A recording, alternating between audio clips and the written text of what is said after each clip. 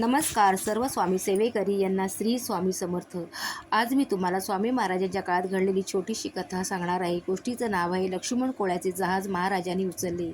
एक लक्ष्मण नावाचा कोळी गलबताचा व्यापार करीत असता एक दिवस मोठे तुफान होऊन गलबत उडू लागले। हा लक्ष्मण कोळी 2-3 वेळा अक्कलकोटला आला होता, त्याच्यामुळे स्वामी महाराजांच्या काही गोष्टी त्याला माहीत होत्या। सर्व खलाशी मात्र समुद्रात घाबरले। लक्ष्मण कोळ्याने स्वामींचा धावा सुरू केला। आई अक्कलकोट निवासिनी, आई धाव, आता काही आमचा उपाय चालण्यासारखा नाही, बहुतेक गलबत बुडत आहे। त्यावेळी स्वामींची स्वारी चोळापाच्या घरी पलंगावर बसली होती। एकदम खाडकन उठून उजवा हात खाली करून वर उचलला व तोंडाने हूं हूं असे बोलले आणि पुन्हा पलंगावर बसले। काही वेळ स्वामींच्या हातातून पाणी पडू लागले। सेवेकऱ्याने ते पाणी चाखून पाहिले असता ते पाणी खारट लागले।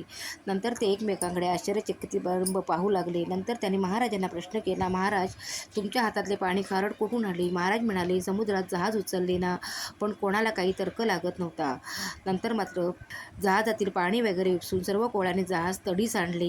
नंतर लक्ष्मण कोळी आपल्या कुटुंबातील सर्व माणसांनी घेऊन अक्कलकोटला आला व महाराजांचे दर्शन घेऊन तेथे झालेला सर्व इतिहास त्याने तेथे सेवेकऱ्यांना सांगितला। तेव्हा तेथील सेवेकऱ्यांना 4 दिवसापूर्वी महाराजांनी जो काही लीला केली होती त्याचा खुलासा केला। तुम्हाला जर स्वामी महाराजांच्या काळात घडलेल्या अशा कथा ऐकायला आवडत असतील तर कोकणी स्वामी सेवेकरी या चॅनलला नक्की भेट द्या आणि तुम्ही अजूनही जर चॅनलला सबस्क्राईब केलं नसेल तर नक्की करा। श्री स्वामी समर्थ।